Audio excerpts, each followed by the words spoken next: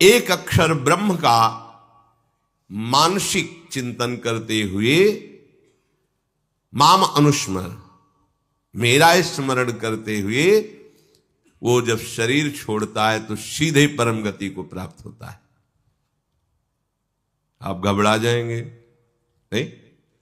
घबरा जाएंगे ना ये बात सुन के? समस्त इंद्रियों को रोककर, मन को हृदय में निरुद्ध करके, प्राणों को इतना सूक्ष्म कर लिया है कि ब्रह्मरंध में स्थापित कर दिया, और ओम उच्चारण करते ब्रह्मरंध फटा, परम गति को प्राप्त हुआ। ये है शुद्ध परम योगी की गति। इसलिए महाप्रभु हरिवंश चंद्र जो बिल्कुल सरल बात कह रहे हैं और उसके साथ साक्षी भी दे रहे हैं कि ये मैं ही नहीं कह रहा हूं, ये बड़े बड़े महापुरुष कह रहे हैं। आरती मदन गोपाल की कीजिए, देव ऋषि व्यास सुखदास सब कहत निज, क्यों न बिनु कष्ट, क्यों न बिनु कष्ट रस सिंधु को पीजिए। आरती मदन गोपाल की कीजिए, आरती मदन गोपाल की कीजिए। हरिवंश महाप्रभु के बड़ा एक कष्ट का मार्ग है, चूक हो गई तो परम गति नहीं मिलेगी, लेकिन हम तुम्हें हंसते खेलते परम गति का मार्ग बता रहे हैं। हित सजनी जो परम कृपाल है, मदन गोपाल को अपने घर का ठाकुर मान लो। पद्मासन लगा के, प्राणों को सूक्ष्म करके, इंद्रियों को निर्विषय करके, मनोनिग्रह करके, प्रणों का चिंतन करते हुए, योग बल से प्राणों को मस्तक पर धारण करके, ब्रह्मरंध का भेदन करके परम गति को, वो परम गति बहुत हल्की होगी जो यहां मिलेगा। इस परम गति को प्राप्त महापुरुष भी महारानी जी के निकुंज में झांक भी नहीं सकते, नहीं झांक सकते। बहुत दुर्लभ रस है ये। क्या करो? बिल्कुल, क्यों न बिन कष्ट रस सिंधु को पीजिए। परम गति यही तो है लालजू महाराज, और कौन है? यही परम पद है। वो मेरे में प्रवेश पा जाता है, एकत्व भाव से भगवान में लीन हो गया। जैसे जल की तरंग समुद्र में लीन हो गई, ऐसे वो लीन हो गया। यहां का लीन होना अलग है। बहुत जल्दी आपको बिना किसी कष्ट के परम लाभ मिल जाएगा। ठाकुर सेवा विराजमान कर लो। मदन गोपाल, लाडले लालजू, राधा नाम या राधा वल्लभ रूप, प्रियालाल, जो भी भाव जैसे बन पावे, ठाकुर सेवा विराजमान कर लो। इनकी दासता से परम गति तुम्हारे पीछे पड़ी रहेगी। स्वीकार कर लो, स्वीकार कर लो। हम नहीं कह रहे, तस्मात् शास्त्रम प्रमाणम दीयमानम न ग्रहणंति बिना मत सेवनम जनाहा। जो सारूप्य सामीप्य सारिष्ट एकत्वाद मोक्ष परम गति है, वो भगवान देते तो मना कर देते, हमें नहीं चाहिए, बस हमें आपकी सेवा चाहिए। बिना मत सेवनम जनाहा, आपकी सेवा छूट जाए ऐसा मुझे मोक्ष आदि नहीं चाहिए, परम गति नहीं चाहिए। महाप्रभु कह रहे क्यों कष्ट में कदम रख रहे हो? आओ, बिल्कुल सहज सरलता से परम गति तुम्हारे पीछे पड़ी रहेगी और रस सिंधु का तुम पान करोगे। क्या? इन ठाकुर का श्रृंगार करो। बहुत रिजवार है, इनको आपका भाव चाहिए। जैसे भी आप हो, कोई शर्त नहीं है कि ये चीज होनी ही चाहिए, नहीं। देखो, बाजरे की रोटी और नमक, धन्ना जाट, कुछ नहीं है, दूसरी वस्तु नहीं है ही नहीं घर में। और ठाकुर साथ खेला कि नहीं खेला? आज तक वर्णन किसी भोग का ठाकुर जी ने नहीं किया। वाह वाह, सुदामा के तंदुल पाके बोल पड़े वाह। आज जो तृप्ति मिली वो कहे, सबरी के बेर पाकर के ठाकुर जी को तृप्ति हुई। तो अगर 56 भोग से तृप्ति होती तो फिर बात अलग थी कि हम गरीब कैसे भोग लगा पाएंगे। लेकिन हमारे ठाकुर को आपका भाव चाहिए। गर्व है कि मैं 56 भोग लगाता हूं, ठाकुर ने देखा भी नहीं, दृष्टि भोग भी नहीं लगाया, क्योंकि गर्व रूपी दूषित वस्तु उसमें पड़ी है और भाव रूपी परम स्वादिष्ट वस्तु पड़ी है। तो बाजरे की रोटी को रोकना पड़ा धन्ना जाट को कि तू 3 दिन हो गए पूरी रोटी खा लेगा तो मैं भूखा रह जाऊंगा, आधी तुम पाओ आधी हम पाएंगे। नवकिशोर ठाकुर जी नई अवस्था, धन्ना जाट खेल रहे ठाकुर भाव। महाप्रभु कह रहे हैं मदन गोपाल का श्रृंगार करो, उनकी आरती उतारो। देव ऋषि नारद, शुकाचार्य, भगवान व्यासदेव जी आदि बड़े बड़े महापुरुष कह रहे हैं यदि मदन गोपाल ठाकुर की सेवा की तो बिना कष्ट के परम गति, परम सुख तुम्हें वरण कर लेगा। बिना कष्ट के तुम परम सुख सिंधु में डूब जाओगे, विश्वास करो।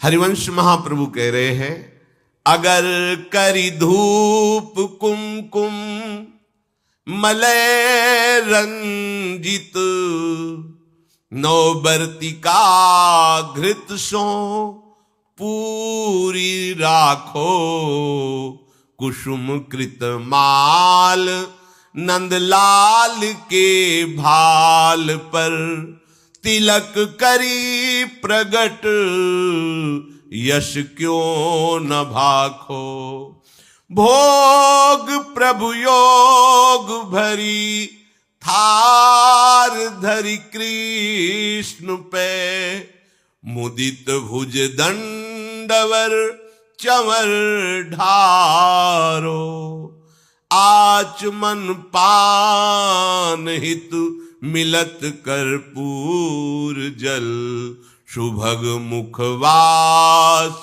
कुलता पिजारो, शंख दुंदुभि पणवो घंट कल वेणुरो, झल्लरी सहित सुर सप्त नाचो, मनुज तन पाई यह दाय ब्रजराज भज, सुखद हरिवंश प्रभु क्यों न याचो, मनुज तन पाए यह दाय ब्रजराज भज, सुखद हरिवंश प्रभु क्यों न याचो।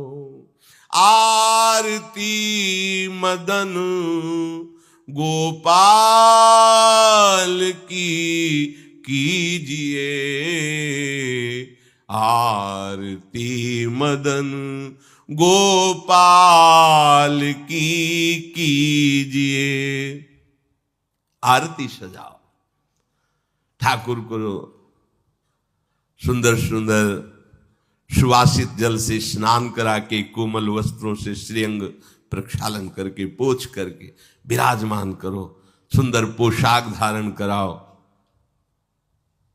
सुंदर धीमे धीमे चंदन घर्षण करो, केसर कपूर डाल के ऋतु के अनुसार धीरे धीरे इसलिए मोटा ना हो, स्थूल होगा तो पत्रावली ठीक नहीं बनेगी, पत्रावली करो। सुंदर सुंदर पुष्प लाओ चयन करके, 2-4 पुष्प ही वृंदावन के हो गए तो लाखों करोड़ों के बाहर के पुष्प समानता नहीं कर सकते। इस धाम में जो प्रगट पुष्प हैं, किसी भी लता के 2-4 पुष्प कोमल पत्ते चढ़ा दो, हमारे ठाकुर रीझ जाएंगे। सुंदर सुंदर पुष्पों की माला गूंथो, अहो भाग्य है उनके जो रोज श्री जी की सेवा में ये सेवा का सौभाग्य, सुंदर सुंदर आभूषण फूलों के, माला फूलों की धारण कराते हैं। अहो भाग्य, जीवन धन्य, उनका हाथ धन्य हो गया। पूर्व जितने भी हाथों से हमारे कर्म नहीं होने चाहिए वो हुए हैं, वो सब भस्म हो जाएंगे, क्योंकि अब ठाकुर सेवा में हाथ लग गए। आप ठाकुर जी की रसोई अमनिया कर रहे, ठाकुर जी की रसोई अमनिया किए हुए पात्रों को अमनिया कर रहे, आप पोछा लगा, कृतकृत्य हो गए। लाखों माला भजन इसकी समानता नहीं कर सकता। श्री जी के उच्छिष्ट पात्रों को आपने मार्जन करके विराजमान किया नवीन भोग के लिए, लाखों माला इसकी समान, ये सेवकाई है। सेवकाई सीधे श्री जी को अधीन करती है। माला जपने का फल है, इसका फल नहीं, ये सीधे आराध्य देव को अधीन करती है सेवा। जैसे उपासक रात में जग करके नींद ना लेकर के कष्ट सहते हुए वर्षों का अभ्यास ये श्रृंगार करते, इसमें 2-4 घंटे नहीं लगते हैं। कल जो श्रृंगार होना है, मध्याह्न में विश्राम नहीं करते, नीचे वहां बेसमेंट में ये श्रृंगार करते रहते कपड़ों का। ये श्री जी आज ऐसे सिंहासन में बैठे, निहाल हो गए तुम। अगर अन्य कोई दुराचार प्रवृत्तियां तुम्हारे ऊपर शासन न करे, तुम अन्य कोई गलत कार्य ना करो, तो तुम खुद ही देख लोगे कि आपके अंदर श्री जी क्या देती है। जो बड़े बड़े योगियों के लिए दुर्लभ है वो प्रीति आ जाएगी, लाडली जी के लिए रोना आ जाएगा, कभी श्रृंगार करते करते आंसुओं की झड़ी लग जाएगी। ऐसा होता है, ऐसा होता है। जब हमारे अंदर भाव बहुत है और सामग्री नहीं है, तब वो दैन्यता भरी सेवा होती, पूछो मत। जब कुछ नहीं था, थोड़ी मिश्री केवल और भाव में कढ़ी चावल और फुल्का ऐसे सब, तो आंसू चल रहे कि लाडली मुझ दीनहीन गरीब की क्या है, आपके द्वारा दी हुई मिश्री केवल है, सामने रख के ऐसा सुख मिलता तुम्हें कैसे। बिहारी जी के सामने से 4 डलियों से फूल मांग लिए, 1-1 2-2 ऐसे फूल दे दिए, श्री जी के लिए फूल दे दिए तो दे देते थे माली जन।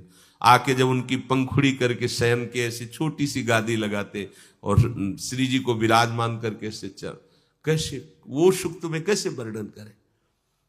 बड़े बड़े योग सिद्धांत भी जहां प्रवेश नहीं पाते, वो ये बात है।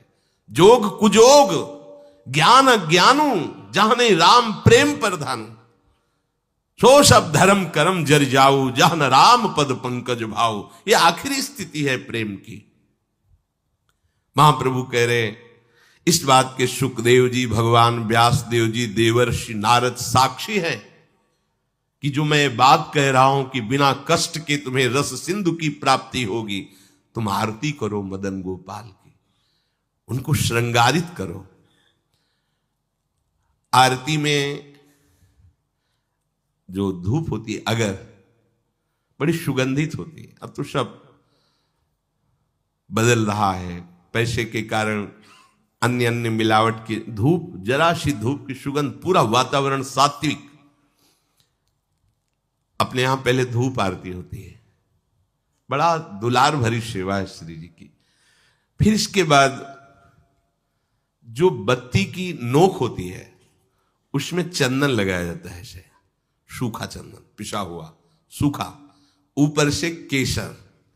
तो वो हल्का सा केसर पर लिए हुए चंदन, क्योंकि जे भी हम प्रज्वलित करेंगे तो पहले धुआं ना निकले, सुगंध निकले। इसीलिए महाप्रभु कह रहे हैं कि कुमकुम मलय रंजित बर्तिका, 9 बर्तिका जिसमें चंदन बुरा ऐसे, क्योंकि घी लगा होता है वो चिपक जाएगा। फिर केसर पिसी हुई ऐसे, तो जे भी हम अग्नि प्रज्वलित करेंगे तो धुआं नहीं निकलेगा, उससे चंदन की सौरभ, ये भाव की चीज है। बोले मलय कुमकुम मलय रंजित 9 बर्तिका, कैसी घृतसो पूरी राव, घी से सनी हुई पूरी। कुसुम कृत माल नंदलाल के भाल पर तिलक करी प्रगट यश क्यों अहो भाग्य। आप चंदन घिसे श्री जी के लिए, फिर उससे आप श्री जी को तिलक रचना कर रहे, पत्रावली लगा रहे, अहो भाग्य। ये बड़े भाग्य से सेवा का सौभाग्य मिलता है। पूज्य पादुड़िया बाबा, भजन करना भी बहुत कठिन बात है, लेकिन भजन किया जा सकता है, पर सेवा करना बहुत कठिन है। क्योंकि सेवा में सुख की चाह का नाश होता है। सेवक सुख चाह, मान भिखारी, व्यसनी धन, शुभगति बेविचारी, ये तो मूर्खता है। सेवक सुख की चाह करे नहीं, सेवक सुख देने की चाह रखता है। भिक्षुक मान त्यागी होता है, बैरागी मान त्यागी होता है। सुंदर सुंदर फूलों की माला प्रभु के गले में धारण करवावे, सुंदर तिलक रचना करे। तिलक रचना और माला धारण करवाते समय यश क्यों ना भाके। जैसे आप श्री जी का श्रृंगार कर रहे हो तो आपको गुनगुनाना चाहिए अंदर, ब्रजनव तरुणी कदम्ब मुकुट मणि श्यामा आजू बनी। नख शिखलो अंग अंग माधुरी, मोहे श्याम धनी। ब्रज नव तरुणी कदम्ब मुकुट मणि, श्यामा आजू बनी। पत्रावली। यो राजत कवरी गुंथित कच, कनक कंज बदनी। चिकुर चंद्रिकन बीच अर्ध बिदु, मानो ग्रसित फनी। या आवत श्री वृषभानु दुलारी। पूरे पद में प्रथम उबटी मज्जन कर सज्जित नीलवर, श्रृंगार के पदों का क्यों गायन नहीं कर रहे? आचार्य चरण कह रहे जब आप श्रृंगार कर रहे हैं श्री जी का तो पद गुनगुनाना चाहिए। श्रृंगार के बनी वृषभानुनंदिनी, आज भूषण बसन विविध पहिरे तन, पिय मोहन हित साज। बहुत से श्रृंगार के पद है, गुनगुनाना चाहिए। तिलक करी प्रगट यश, क्यों न भाखो, क्यों नहीं तुम गायन करते? अब आप तिलक रचना कर रहे हो, बातें प्रपंच की सोच रहे हो या कर रहे हो, ठीक बात नहीं है। अभी तिलक रचना ठीक नहीं हुई। जिनकी तिलक रचना कर रहे हो उनके यश का, उनकी सुंदरता का गायन करते हुए फिर कह रहे हैं महाप्रभु, इसके पश्चात भोग प्रभु योग भरी थार धरी कृष्ण पे। जब हमने श्रृंगार किया, आरती तैयार करके विराजमान कर दी। सेवा में एक क्षण का भी विलंब नहीं होना चाहिए। आपको पता है धूप के बाद श्रृंगार आरती होगी तो धूप होते होते श्रृंगार आरती प्रज्वलित हो जानी चाहिए। धूप की जेव ही पदावली संपन्न होने जा रही श्रृंगार आरती ऊपर, इसके लिए देखना पड़े तो सेवा में प्रमाद माना जाता है। सेवा में स्वामी की सेवा की आवश्यकता के पहले सेवक सेवा सौंज लिए खड़ा है। ये नहीं आरती कहाँ है, आरती, अरे आरती तैयार करो, ये नहीं, ये प्रमाद स्थिति है। इसलिए सबसे पहले प्रभु ने कहा है आरती तैयार कर ली, श्रृंगार किए हुए प्रभु को तिलक लगाए, माला पहनाए, अब भोग लगा। आरती तैयार है पहले से, जैसे उस दिन त्रुटि नहीं, ये विलंब नहीं, सेवा में प्रमाद नहीं। स्वामिनी जी के मन में बाद में आता है सखियां पहले सेवा सौंजे करती, आज ऐसा होगा, पहले ही पता है उनको। तो आपको तो पता है ना, पहले धूप के बाद श्रृंगार आरती। अब भोग, भोग प्रभु योग भरी थार धरी कृष्ण पे। योग में दो भाव होते हैं, एक होता प्रभु के योग्य भोग। ऐसा नहीं कि तुम अपनी मनमानी की प्याज लहसुन छौके प्रभु का ही सब बनाया हुआ है, सब मूर्खता नहीं। फिर प्रभु के बनाए हुए और भी कुछ हैं जो तुम नहीं भोग पाओगे। दंड विधान, नरक, रोग नहीं भोग पाओगे।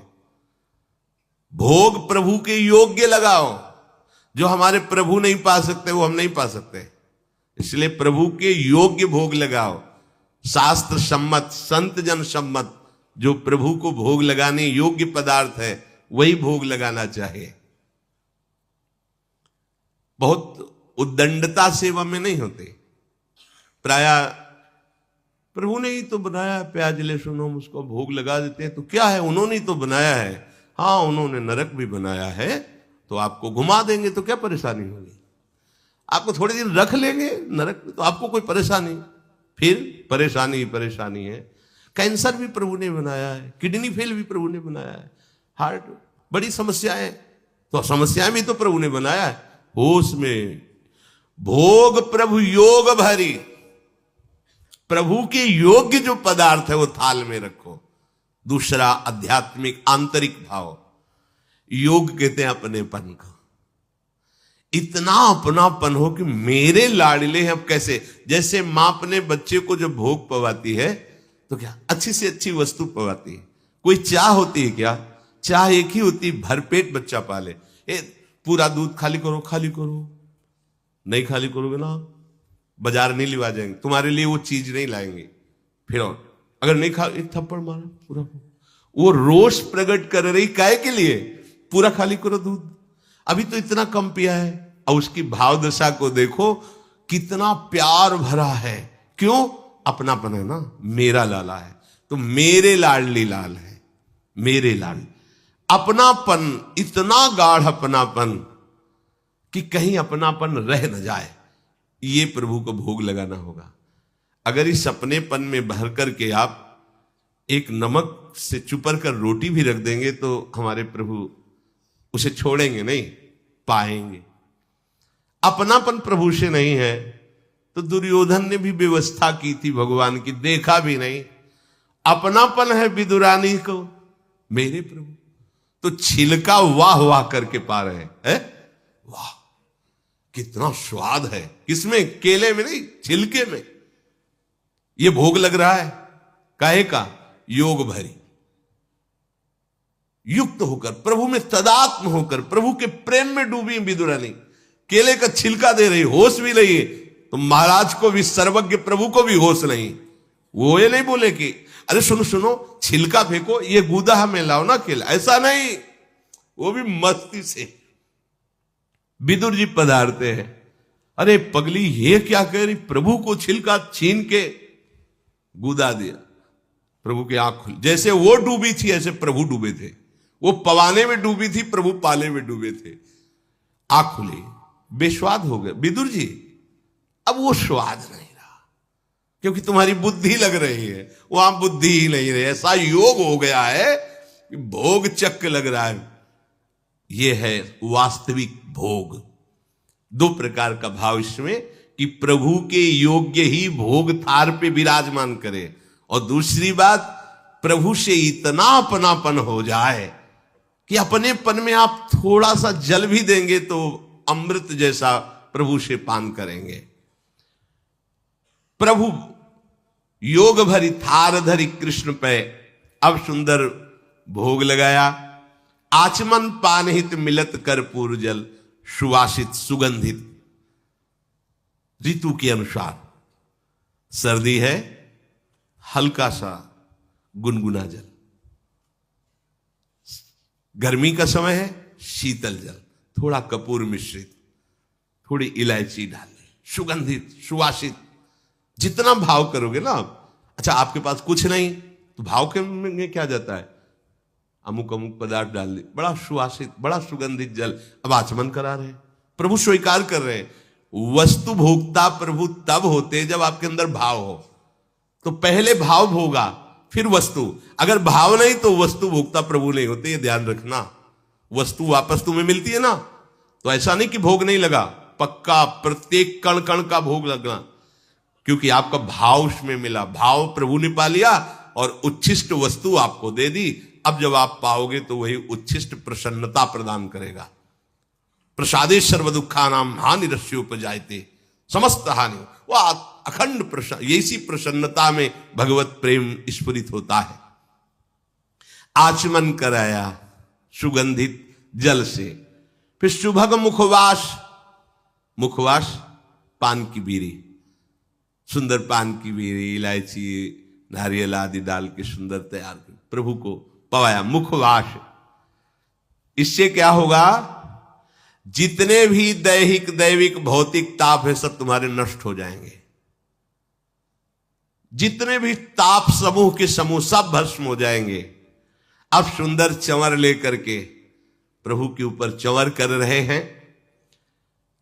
फिर शंख दुंदुभी पणौ घंट वंशी झल्लरी, ये सब स्वर से एक साथ बजावें और फिर प्रियालाल की आरती करें।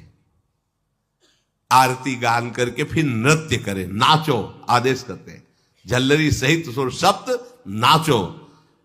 ये क्या हुआ? बोले मनुज तन पाए दाय ब्रजराज भज, सुखद हरिवंश प्रभु क्यों न याचो। हरिवंश महाप्रभु कहते हैं मनुष्य शरीर की प्राप्ति और ऐसा दांव भगवत प्राप्ति का, अब इससे बड़ी कोई भगवत प्राप्ति नहीं होती। ब्रजराज श्री लालजू महाराज परम सुख के दाता है। अविचल सुख की प्राप्ति, परम गति की प्राप्ति इन्हीं से होती। इनको रिझा लो, ये बिना कष्ट का मार्ग है। भगवान ने मार्ग बताया, ब्रह्मरंध फोड़ करके ऐसे से ऐसे, और उनके दुलार करने वाले प्रियजनों ने बताया कि ब्रह्मरंध फोड़ने की जरूरत नहीं है, ये पूरे के पूरे तुम्हारे हृदय में बैठ जाएंगे, कहीं जाना आना नहीं है। इन्हीं में जीते जी तुम लीन हो जाओगे, जीते जी मस्त हो जाओगे, परम गति तुम्हारे चरण चूमेगी। यदि इनको रिझा लिया। कोई कठिन नहीं है। क्यों न बिन कष्ट रस सिंधु को पीजिए। ये बात करने लगते हैं। अगर आपकी सेवा भावना दृढ़ हो जाए तो आपसे बात करने लगते हैं। सीधे एक रस मार्ग में चलो सच्चाई से, तो वास्तविक भगवत प्राप्ति हो जाएगी। श्री भगवान भगवत प्राप्ति का ये स्वरूप वर्णन करके जो आविश्लोक वर्णन कर रहे हैं वो महाप्रभु वर्णन किए। कह रहे अनन्य चेता सततम यो माम स्मरति नित्य सहा तस्याहम सुलभ पार्थ नित्य युक्त योगिनः। ये अमृतमय श्लोक है। भक्त के लिए, प्रेमी उपासक के लिए यही जीवन है। ये सब साधन मार्ग हैं, पर ये हर संप्रदाय के, हर साधना के उपासक के लिए ये अमृतमय श्लोक है। भगवान इस श्लोक में बोले हैं सुलभा, मैं बहुत सुलभता से उसको प्राप्त हो जाता हूं। जैसे महाप्रभु बोले क्यों न बिन कष्ट रस सिंधु को पीजिए, तो कह रहे तस्याहम सुलभा, मैं उसके लिए सुलभ हूं। सुलभ माने बिल्कुल सहजता से प्राप्त हो जाता हूं। किसके लिए? बोले अनन्य चेता सततम यो माम स्मरत नित्य सहा, जो मेरा अनन्य चिंतन करता है, नित्य निरंतर चिंतन करता है, बस यही जीवन का लक्ष्य रहा है। गुरु कृपा से बच्चापन में ही गुरुदेव भगवान की बलिहारी यही बात डाल दी थी कि बच्चा निरंतर भजन करने से जो झांकी आती प्रभु, वो मैं शब्द याद है, झांकी आती तब जानना चाहिए भजन, एक क्षण भी भजन न छूटे।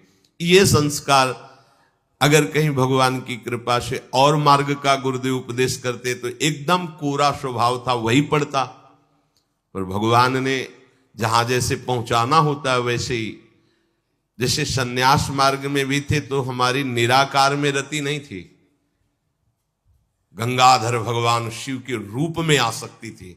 अब हमें पता चला कि क्यों नहीं होने दी निराकार में, क्योंकि रूप में ही लाना था उनको कृपा करके, इसलिए निराकार में आसक्ति नहीं होने दी। फिर उनका सारा पहले विधान होता है। गुरुदेव भगवान ने ये पिताश्री से कहा, पिताजी आए और कहा कि ये लड़का बाबा बनना चाहता है स्वामी जी। वो आते जाते थे घर में, तो सैमशी में उस समय स्वामी जी विराजमान, तो उनका पाणे छोड़ जाओ, एक हफ्ता बाद ये घर भाग जाएगा, या फिर हम एक हफ्ता बाद मंत्र दे देंगे, तब जान लेना कि साधु बनी ही जाएगा। उस स्वामी जी जैसी आपकी इच्छा छोड़ के गए। एक हफ्ते जो है गुरुदेव भगवान ईंट ढोवाना, झाड़ू लगवाना, बड़े कार्य करवाना, और जैसे पेड़ा आदि आते सबको बांटते, हमें एक भी पेड़ा नहीं देते। शाम के एक बार भोजन की अनुमति पाल, 7 दिन तक चुपचाप शेष। फिर कहा अच्छा कल गंगा नहा के आ जाना, मंत्र दे देंगे। ठीक है, सुबह गए स्नान करके तो पंचाक्षरी मंत्र दिया, मंत्र दे के कुटिया में गए, फिर उठ के आए, बोले सुनो आओ एक बात कहनी। बैठे, बोले 12 मंत्र भी ले लो।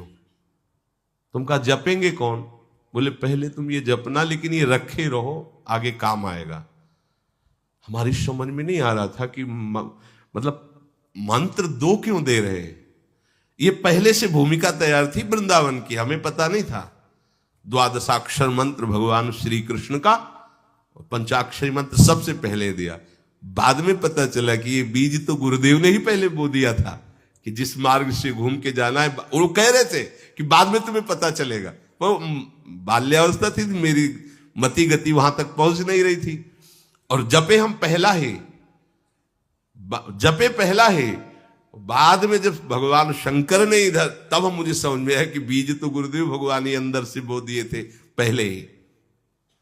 ये कृपा गुरुदेव भगवान की हुई कि चित्त में बैठाल दिया कि निरंतर चिंतन करना यही संन्यास है, यही साधना है, यही भगवत प्राप्ति का स्वरूप है। गुरु कृपा से पूरे जीवन भर एक बात रहे कि हम कभी 1 सेकंड के लिए अपने आराध्य देव को ना भूले। पूरे जीवन भर इसकी चेष्टा गुरु कृपा से करते।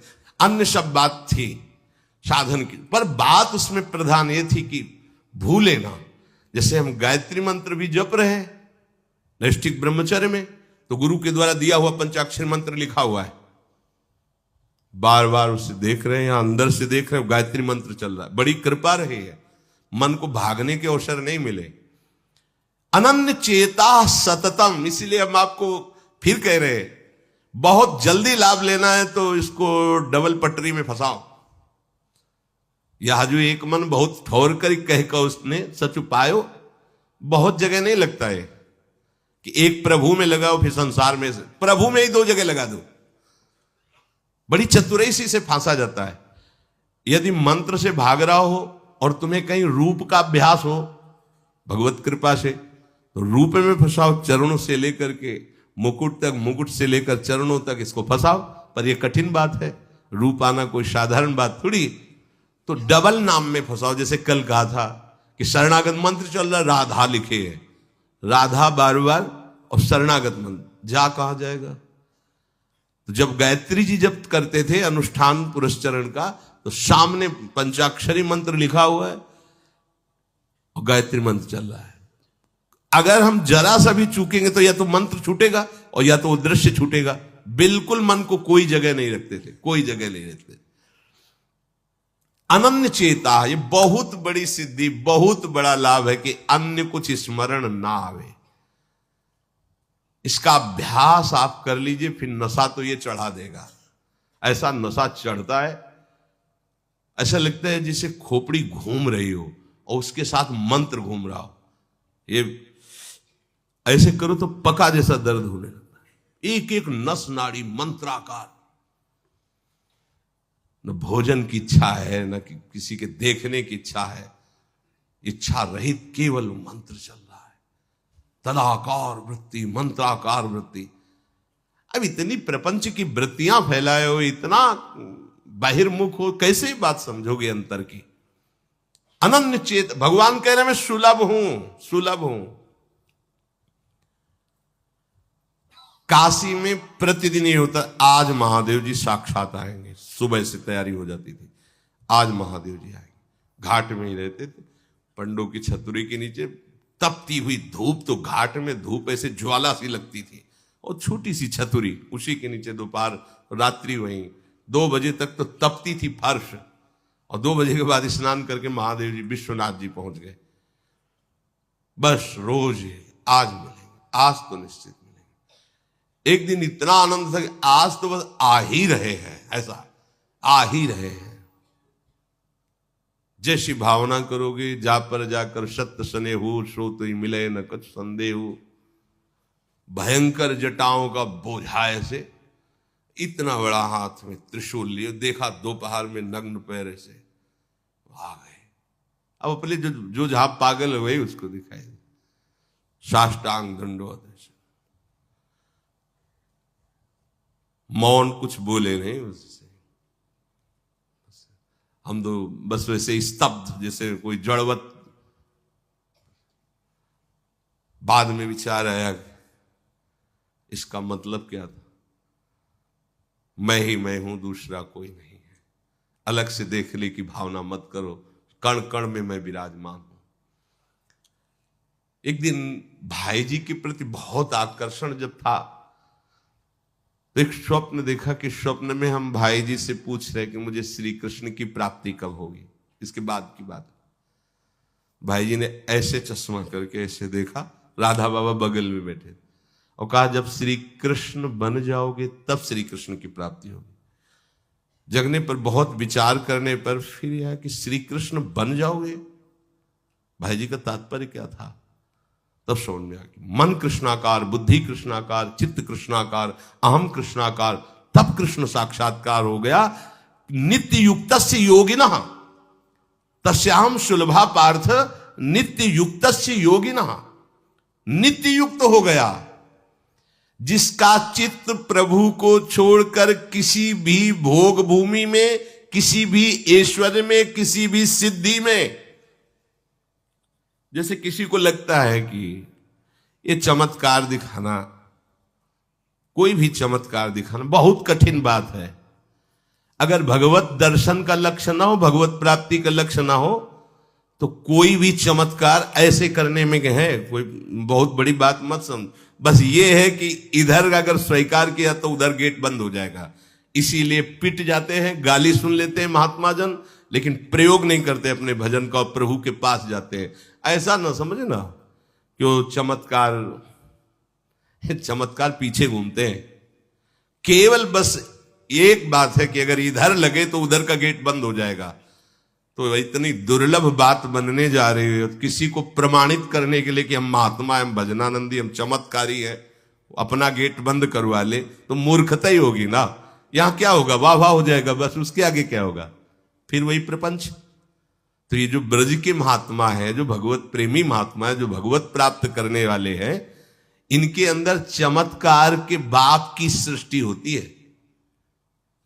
ये चमत्कार बहुत ऊपर होते हैं। ये नहीं सोचना चाहिए कि इनमें भजन होता तो उसने 2 थप्पड़ मारे भस्म कर देते।